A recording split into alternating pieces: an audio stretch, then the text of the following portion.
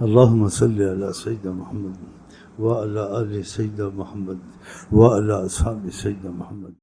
کیونکہ قرآن حدیث کا سمجھنا سب فہم میں برابر تھوڑی ہوتے ہیں، صلاحیت میں برابر، سمجھ میں برابر تھوڑی ہوتے ہیں۔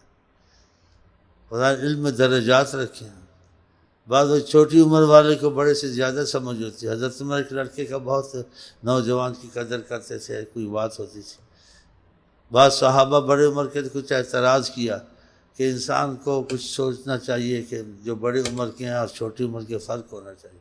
وہ فرق بڑی عمر چھوٹے کا تو علیحدہ ہے، لیکن علم کے لحاظ سے جو فضیلت اور ملتی ہے اس میں بڑے چھوٹے کا نہیں ہوتا ہے، اس میں علم کی قابلیت صلاحیت سے ہوتی ہے۔ آپ نے پھر ایک سوال کیا، سب کی سمجھ میں نہیں آیا کہاں سے جواب دیں، اس لیے نوجوان نے جواب دیا۔ آپ نے دیکھا کیسے سمجھتا ہے؟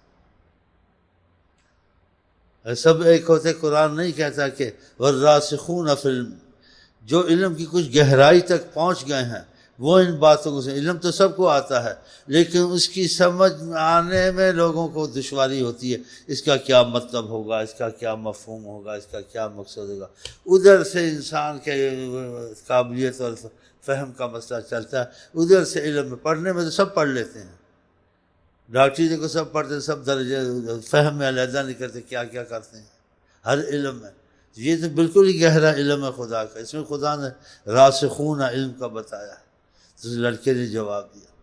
اس علم میں بھی نااہل لوگ بعض آقا جی کی بہت گستاخ ہو جاتے ہیں، بہت بے ادب ہو جاتے ہیں۔